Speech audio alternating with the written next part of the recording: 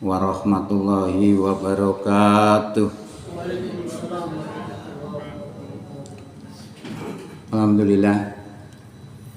Alhamdulillahi rabbil alamin wa bihi nasta'in ala umurid dunya waddin. Wassalatu wassalamu ala asrofil anbiya'i wal mursalin wa ala alihi wa sahbihi ajma'in, amma ba'du. Bapak Ibu jamaah Masjid Al-Amanah rahimakumullah, syukur alhamdulillah di pagi hari ini kita bisa hadir untuk sholat subuh berjamaah yang dilanjutkan dengan kultum dalam rangka menambah wawasan keislaman kita. Mudah-mudahan kehadiran kita di pagi ini diterima sebagai amal soleh di sisi Allah Subhanahu wa taala. Ma'asyiral muslimin rahimakumullah. Kita sudah berpuasa 19 hari ya? 19 hari apa 20 ini? 20 sekarang? Masya Allah. Sudah 20 hari ya? Menahan makan, lapar, menahan hawa nafsu. Kalau malam terawih, sahur dan lain sebagainya. Artinya pekerjaan bisa jenuh gitu. Tapi manakala kita memahami bahwa puasa itu adalah kebaikan untuk kita, padahal kita jadi beda. Seperti orang makan obat, walaupun pahit, diombe aja. Soalnya bikin sembuh. Puasa itu sebenarnya gitu. Walaupun soro, dilakoni dengan nikmat kalau memang itu disadari sebuah perintah Allah. Nah, itu hakikat sedikitnya tentang puasa. Nah, kita sudah berada di pertengahan bulan, bulan ya. Karena puasa itu dibagi menjadi 3, 10 hari pertama, 10 hari kedua, dan 10 hari ketiga. Nah, 10 hari kedua ini ada peristiwa yang orang Indonesia menganggap itu sebagai Quran. Nah, Quran itu sangat penting untuk kita sebagai umat Islam khususnya, umumnya, dan khususnya bagi kita yang bertakwa, iman takwa ini. Karena itu petunjuk. Kita tidak bisa beragama dengan baik kalau tidak ada petunjuknya. Nah, petunjuknya ini Quran. Ya, yang menjalankan Rasulullah. Kemudian ditularkan kepada kita semua. Ya. Di dalam Quran disebutkan bahwa perintah poso itu ada di ayat 183 surat Al-Baqarah. Tapi itu belum jelas posonya kapan, bulan apa, berapa hari, tidak jelas. Terus ayat berikutnya 184 menjelaskan bahwa poso itu ayyamam ma'dudat, beberapa hari yang bisa dihitung. Ini pun juga belum jelas bulan apa. Baru ayat 185 menjelaskan bahwa yang dimaksud ayyamam ma'dudat tadi adalah syahrul Ramadan. Bulan Ramadan baru jelas di situ. Allazi unzila fihil Qur'an. Yang bulan Ramadan itu diturunkan Quran di dalamnya. Jadi Quran itu turunnya di bulan Ramadan, bulan yang suci. Ya. Untuk apa? Kata Allah, allazi unzila fil Qur'an hudal linnas, untuk petunjuknya manusia. Begini loh caranya hidup baik itu. Kira-kira begitu. Sebab kalau kita beli sepeda motor baru, itu juga dilengkapi dengan petunjuk. Untuk apa petunjuk itu? Sebab bisa merawat sepeda motor itu dengan baik. Apalagi manusia. Yang menciptakan Allah, yang menjadikan petunjuknya itu juga Allah. Jadi fungsinya adalah hudal linnas. Wa bayyinatin minal huda wal furqan, dan penjelasan-penjelasan mengenai petunjuk itu dan pembeda antara yang hak dan yang batil. Ya, itu adalah fungsi. Lebih khusus lagi adalah untuk orang bertakwa. Zalikal kitabu la raiba fihi hudalil muttaqin. Itu kitab Quran tidak ada keraguan di dalamnya, sebagai petunjuk bagi orang yang takwa. Nah, ini makanya termasuk peristiwa yang penting ya, karena Quran ini luar biasa kebutuhan kita pada Quran ini ya. Tetapi tanggal turunnya ini masih jadi perbedaan. Kalau di dalam hadis disebutkan bahwa turunnya Quran itu pada yaumal taqol jam'an, pada pertemuan dua pasukan, dan itu pas tanggal 17 Ramadan. Dijadwalkan oleh Nabi.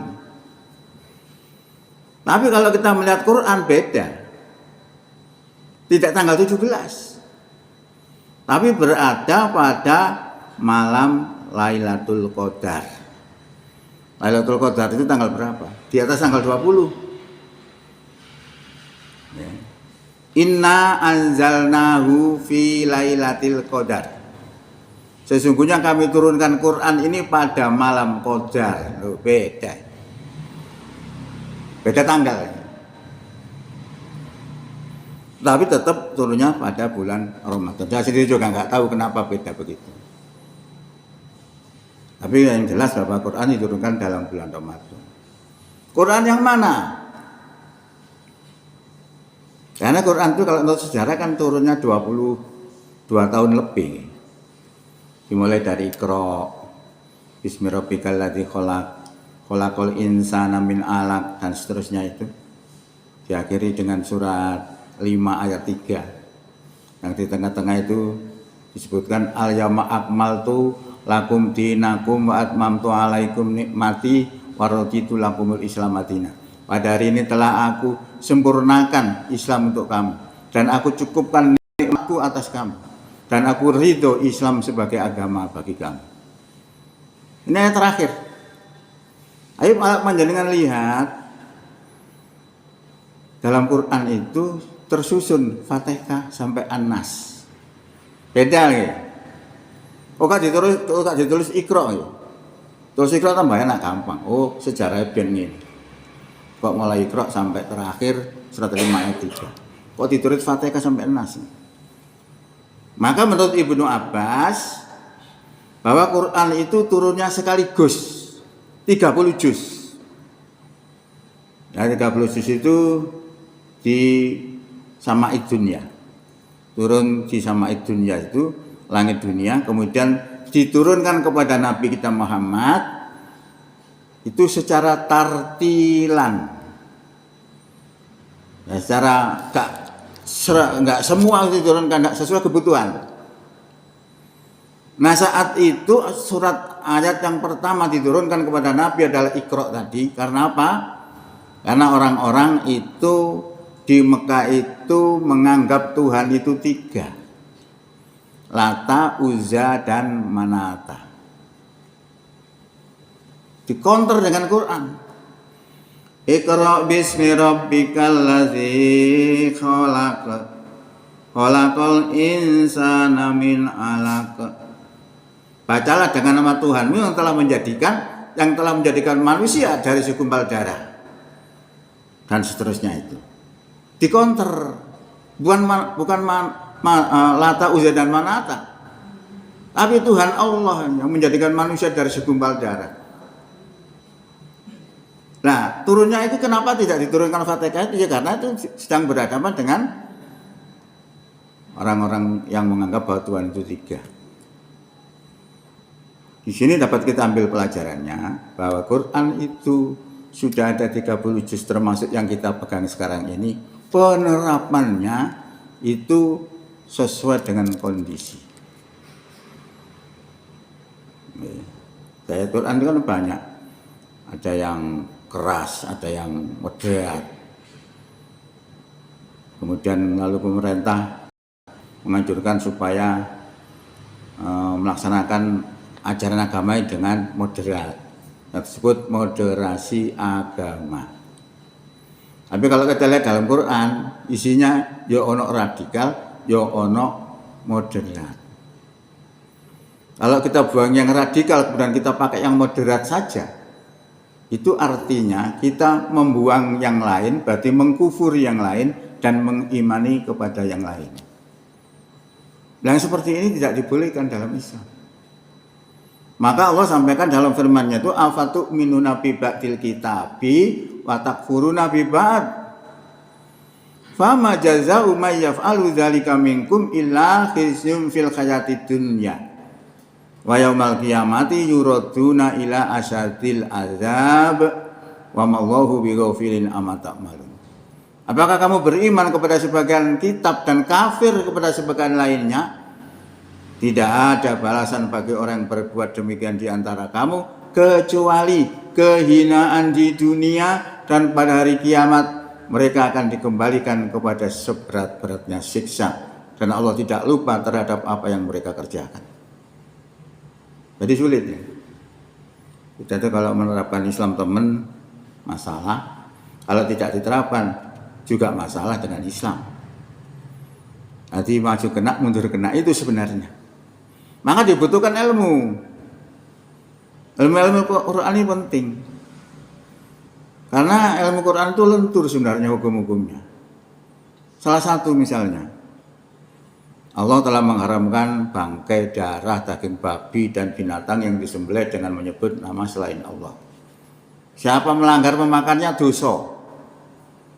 Tapi kalau terpaksa harus dimakan karena tidak ada makanan. Kalau tidak dimakan akan binasa mungkin.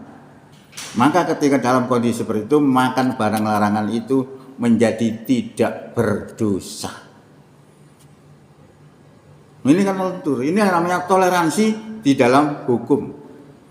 Maka ajaran Islam itu sebenarnya Islam tidak perlu diajari toleransi.